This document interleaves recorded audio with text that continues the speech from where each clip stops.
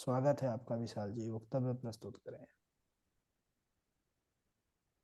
अस्मद्गुरुभ्यो नमः। अस्मत्परम गुरुभ्यो नमः।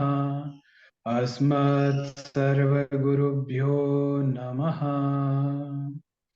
ध्याये नित्यं महेशं रजतगिरिनिभं चारुचन्द्रावतंसं रत्नाकल्पोज्ज्वलाङ्गं परशुमेघवराभीतिहस्तं प्रसन्नम् पद्मासीनं समन्तास्तुतिमर्गणैः व्याघकृतिं वशानं विश्वाद्यं विश्वबीजं निखिलभयहरं पञ्चवक्त्रं त्रिनेत्रम् गङ्गातरङ्गरमणीयजटाकलापं गौरी निरन्तरविभूषितवामभागम् नारायणं प्रियमनङ्गमदापहारम् वाराणसीपुरपतिं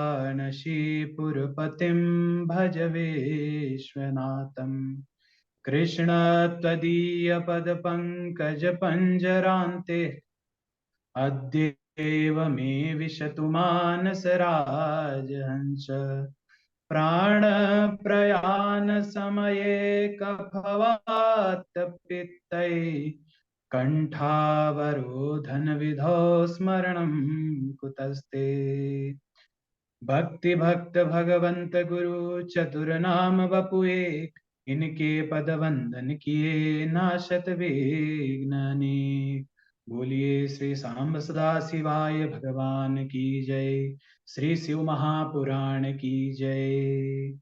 परम मंगलमय परात्पर परब्रह्म परम पिता अकारण करुणा वरुणालय अकारण करुणाकारक अचिंत कल्याण गुणगण निधान सर्वेश्वर सर्वाधिपति श्रेष्ठ आचरणवान प्रजा के सुखदाता एवं संहार करता प्रथमादि गणों के स्वामी आकाश आदि अष्ट मूर्तियों वाले विश्व रूप विज्ञान के पूर्ण ज्ञाता देवादिदेव महादेव दुख स्वप्न नाशक पंच तत्वोत्पादक विश्वेश्वर मंगल करता आदि अंत रहित सबके कारण श्री सांब सदा शिवाय भगवान के चरणों में कोटि कोटि प्रणाम कोटि कोटि नमन एवं अभिनंदन। पराम्बा भगवती जगदीश्वरी शंकर शिव प्राण वल्लभा आदि जगत में व्याप्त रहने वाली जगत की आधार भूता परम शक्ति श्री जगदम्बा मां पार्वती के चरणों में कोटिशः प्रणाम। समस्त भूतादिक सिया राम मैं सब जग जानी करहु प्रणाम जोरि जुग पानी। समुपस्थित आप सभी श्रेष्ठ भागवत कथा भगवन कथा शिव महापुराण कथा अनुरागी बंधु बांधवों को भगनियों को मेरा नतमस्तक वंदन एवं गुरुदेव जी के चरणों में बारंबार दंडवत प्रणाम। यह हम सबका परम सौभाग्य है कि भगवान श्री सांब सदा शिवाय श्री शंभु की यह सुंदर कथा पर सम्मिलित होकर इस कथा रूपी मंदाकिनी पर गोता लगाने का हम सबको जो सद सौभाग्य प्राप्त हुआ है, जीवन में ऐसा क्षण बड़े ही सौभाग्य से हम सबको मिलता है। श्री शिव महापुराण की कथा विलक्षण है, बहुत ही अद्भुत है और हम सबको तारने वाली यह कथा है। यदि हम श्री शिव महापुराण की का यदि हम शाब्दिक अर्थ यदि हम निकालें तो शिव का शाब्दिक अर्थ होता है कल्याण करने वाला। वह जो हमारा कल्याण करे उसे शिव का नाम दिया जाता है। जो ज्ञान धर्म अर्थ काम मोक्ष को विस्तार से संतुष्ट करता है, पुष्ट करता है और सदैव के लिए भगवान के चरणों में भक्ति का को प्राप्त करवाता है, वह है शिव कल्याण। यदि हम महापुराण का अर्थ शाब्दिक रूप में लगाएं तो महा का अर्थ होता है जो बड़े से बड़ा हो, जो श्रेष्ठ में भी श्रेष्ठ हो, उसके आगे हम महा लगाते हैं। जैसे राजाओं में जो श्रेष्ठ हो उन्हें हम महाराज कहते हैं, उसी प्रकार पुराणों में जो भी श्रेष्ठ हैं उसे हम महापुराण कहते हैं।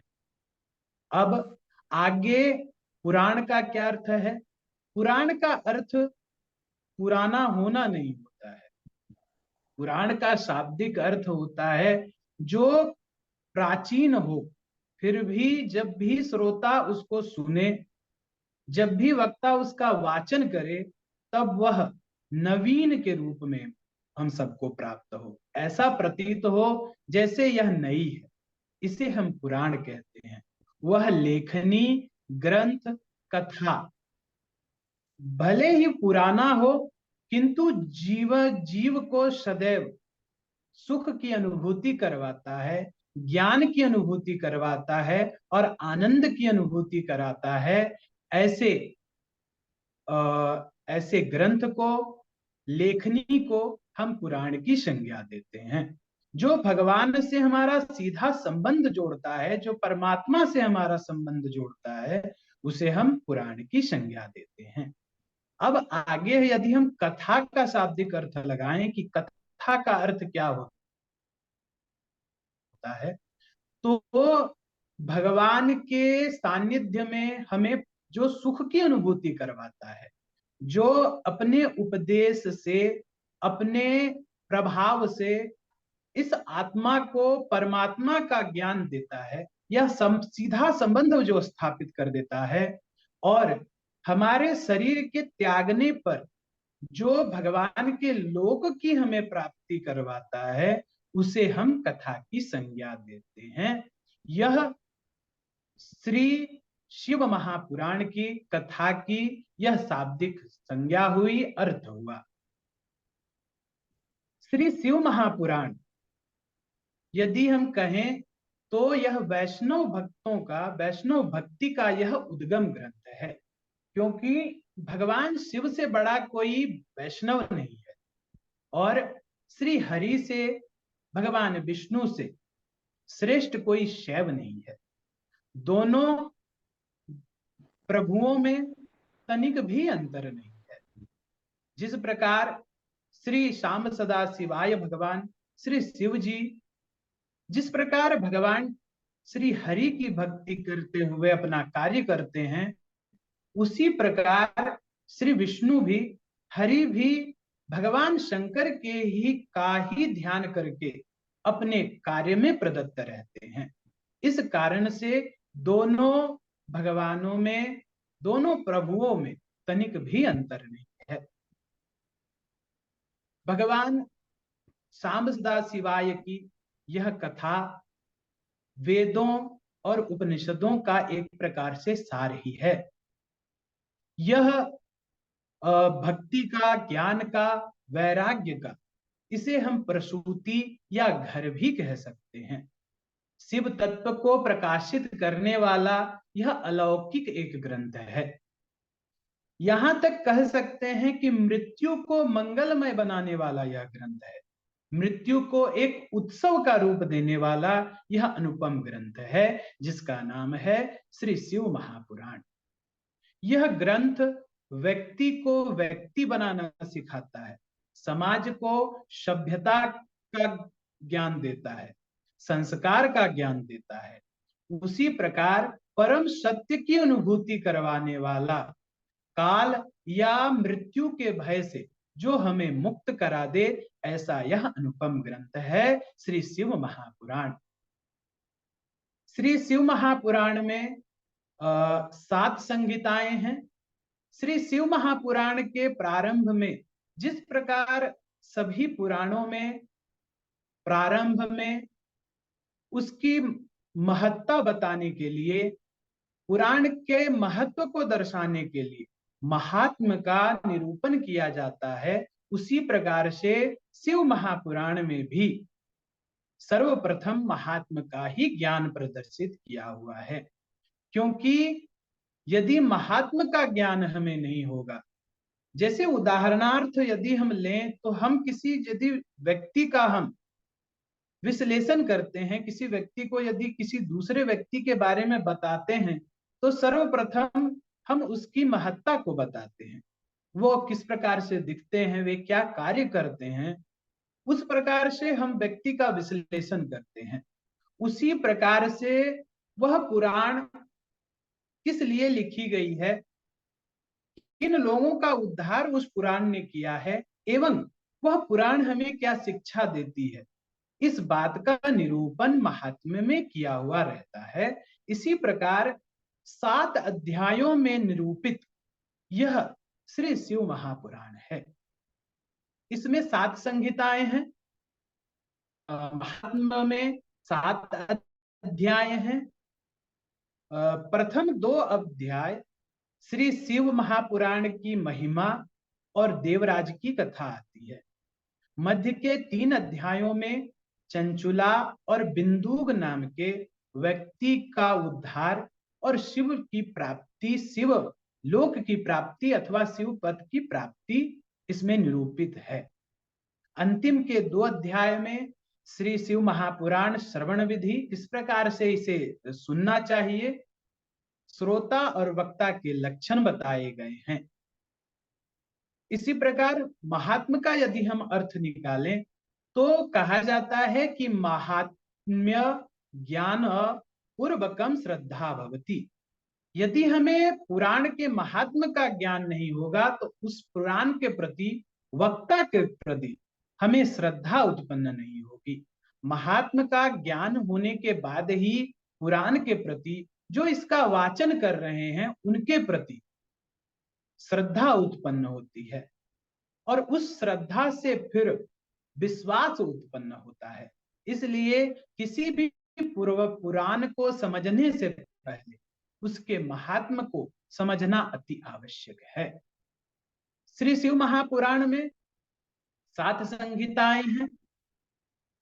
तो सर्वप्रथम भगवान श्री सांब सदा शिवाय का आवाहन, उनको नमस्कार किया जाता है कि सच्चिदानंद रूपाय भक्तानुग्रहकारिणे माया निर्मित विश्वाय माहेश्वराय नमो नमः। अब बंधुओं, सच्चिदानंद का यदि हम शाब्दिक अर्थ करें कि सच्चिदानंद किन्हें कहते हैं, सत, चित और आनंद, इनसे सच्चिदानंद शब्द बनता है। 3 शब्दों का यह है। सर्वप्रथम सत्य, सत अर्थात जो सदैव सत्य रहे।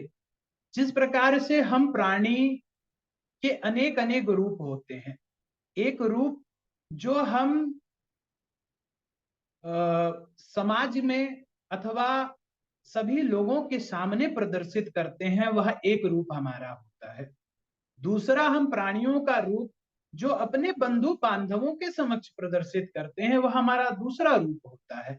तीसरा, जो हम अपने परिवार वालों के सामने प्रदर्शित करते हैं, और चौथा, जो हम स्वयं को जानते हैं। इस प्रकार न जाने हमारे कितने ही रूप हम समाज के सामने अपना प्रस्तुत करते हैं, किंतु भगवान में ऐसी बात नहीं है। भगवान सदैव सत्य हैं। वे त्रिगुणातीत, इन गुणों से वे मुक्त हैं, इसलिए वे सत्य हैं। तो प्रथम भगवान सत्य हैं। दूसरा, चित अर्थात चिन्मय, या जो हम सबके अंदर जो स्वयं प्रकाशित होकर दूसरों को जो प्रकाशित करता है, उसे चित्त का नाम दिया जाता है। और आनंद अर्थात जो खुद आनंदित होकर, स्वयं आनंदित होकर दूसरों को आनंद की अनुभूति करवाता है, उसे आनंद कहा जाता है। तो इन 3 शब्दों से बना सच्चिदानंद, और ये तीनों ही गुण भगवान श्री सांब सदा शिवाय में विद्यमान हैं, इस कारण से वे सच्चिदानंद हैं। आगे कि भक्तानुग्रहकारिणे, कि अपने भक्तों पर जो अनुग्रह करने वाले हैं। माया निर्मित विश्वाय, कि अपनी माया से जिन्होंने इस विश्व का निर्माण किया है एवं पालन एवं संहार करते हैं, ऐसे माहेश्वराय नमो नमः, ऐसे देवों के देव महादेव महेश्वर को हम बारंबार नमस्कार करते हैं, उनको कोटि कोटि हम प्रणाम करते हैं। आगे की कथा में कि सौनक जी अपने मन में अपने मानसिक प्रश्नों को श्री सूत जी के समक्ष उत्पन्न करते हैं, उनसे पूछते हैं। जैसे अन्य पुराणों में भी जैसे हमने श्रीमद् भागवत में भी देखा कि सौनकादि ऋषि अपने मन में उठने वाले भगवान के प्रश्न, संसार के प्रश्न, अपने उद्धार के प्रश्न श्री सूत जी के समक्ष रखते हैं और श्री सूत जी उसी प्रकार से उनका उत्तर देते हैं। उसी प्रकार इस पुराण में भी श्री सौनक जी एवं ऋषि श्री सूत जी को नाना प्रकार के प्रश्न करते हैं, किंतु भगवान के जो अनन्य भक्त होते हैं वे संसारिक प्रश्नों को नहीं पूछते हैं, वे जगत के कल्याण के लिए प्रश्न को पूछते हैं।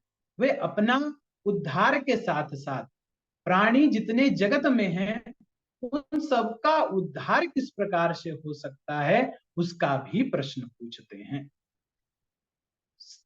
प्रश्न करते हैं कि हे सूत महाप्राज्ञ सर्व सिद्धांत वित प्रभो आख्या ही में कथा सारम पुराणा नाम विशेषतः।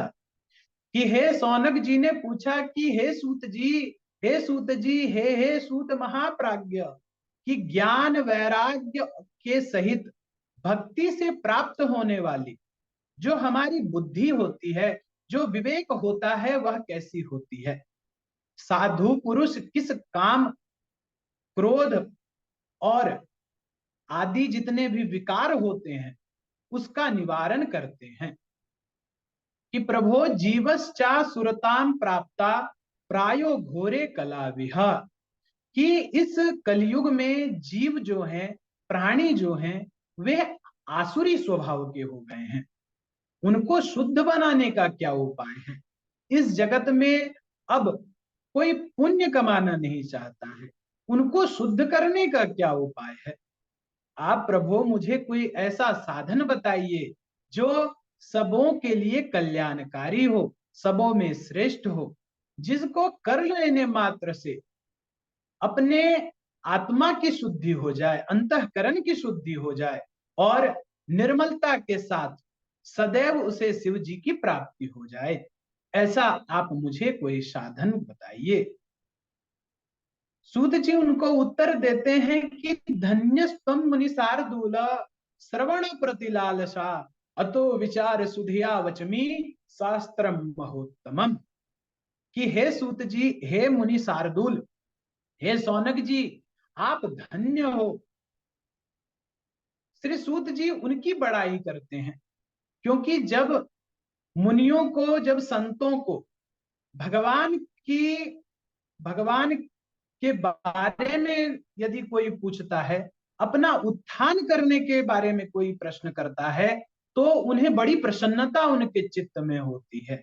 इस कारण से सूत जी अति प्रसन्न होकर कहते हैं कि आप में जो कथा सुनने की उत्सुकता है, मैं एक आपको अति उत्तम शास्त्र का वर्णन करूंगा, जिस शास्त्र से भक्ति उत्पन्न होती है, जो शिव जी को प्रसन्न करने वाला है और समस्त रसायन का जो स्वरूप है, ऐसा मैं आपको साधन बतलाऊंगा।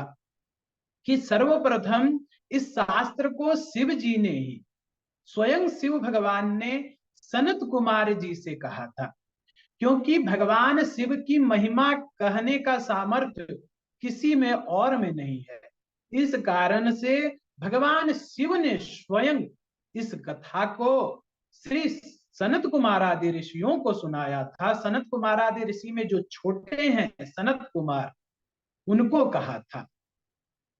श्री सनत कुमार जी ने महर्षि वेद व्यास जी से इस शास्त्र का वर्णन किया था और फिर व्यास जी ने लोक के कल्याण के लिए इस शास्त्र को संक्षेप में कहा था। संक्षेप में क्यों? क्योंकि जब हम भागवत कथा में देखते हैं कि वेद व्यास जी ने 4 श्लोकों के भागवत को 18,000 वाले श्लोकों में परिवर्तित कर दिया, किंतु इसे संक्षेपित कर दिया, क्योंकि सर्वप्रथम शिव महापुराण 1 लाख श्लोकों का था। जब वेद व्यास जी ने देखा कि 1 लाख वाले श्लोक वाले महाभारत को कोई नहीं पढ़ रहा है, तो कलयुगी जीवों के लिए तो यह तो बहुत ही कठिन हो जाएगा, इसको पढ़ना, सुनना, इसको समझना। इस कारण से लोक कल्याणार्थ वेद व्यास जी ने इस कथा को, इस पुराण को संक्षेप में कहा। इस शास्त्र के पठन करने, मनन करने और श्रवण करने से हम सभी कलियुगी जीवों का मन शुद्ध होता है और अंत में हम सभी शिव पद को प्राप्त हो जाते हैं। बोलिए सांब सदा शिवाय भगवान की जय। बंधुओं, आज का वक्तव्य बस यहीं तक था मेरा। यदि किंचित त्रुटियों के साथ मैंने जो भी मुझसे बन पड़ा, जो भी मैं कह सकता था मैंने कहा। गुरुदेव जी के चरणों में बारंबार दंडवत प्रणाम है, जिनकी कृपा से वाणी से कुछ शब्द फूट रहे हैं, और यदि किंचित त्रुटियां हुई होंगी तो कृपया मार्गदर्शन करें। सभी को प्रणाम। जय श्री राधे। गुरुदेव जी को दंडवत प्रणाम। बोलिए भगवान शिव सांब सदा शिवाय भगवान की जय। गुरुदेव।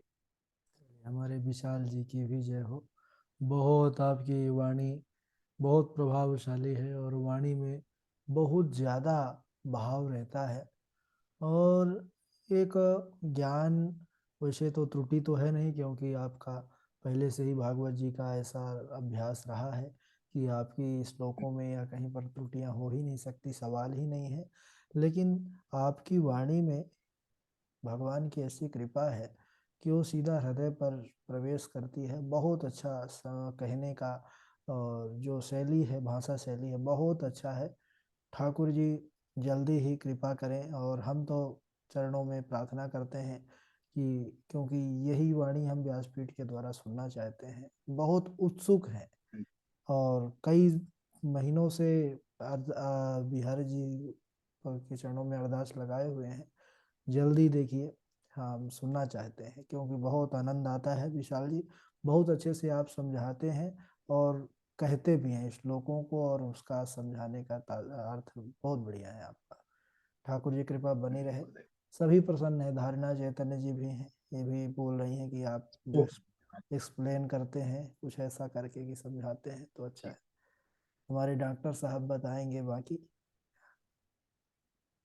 डॉक्टर साहब तो जुड़े हुए हैं, और हमारे राजेश जी हैं, पंडित राजेश शर्मा जी हैं, रामचंद्र जी भी,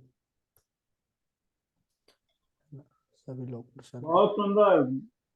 मिश्र जी का बहुत धन्यवाद। अच्छा जो प्रणाम प्रणाम। शब्दों का बोलने का ढंग, बीच बीच में जो रुक रुक के ऐसा ठहराव सा जो महसूस होता है, और जो श्रोता जी लोग हैं वो भी समझने में जो है उसको बहुत बहुत सुंदर, जी, सब बहुत कुछ गुरुदेव अद्भुत। जी की कृपा से ही हो रहा है, नहीं तो मैं कहाँ बोलने कुछ भी नहीं मैं बोल पाता था। नहीं है तो गुरु जी का ही सब, गुरु ब्रह्मा गुरु विष्णु गुरु देवो महेश्वर है। विशाल बहुत अद्भुत जो है उनको बोलने का जो है हमारे विशाल गुरु जी को। विशाल जी का यही भाव है, तुम ही निवेदित वाला है ना। वैसे जी करते गुरुदेव। मेहनत इन्हीं की है, तपस्या इन्हीं की है, भजन इन्हीं का है, लेकिन फिर भी सब समर्पित करने का जो भाव है, चलिए अच्छा है, होना चाहिए। ठाकुर जी कृपा बनी रहे आप पर। और बहुत तेरा तुझको अर्पण क्या लागे मेरा गुरुदेव।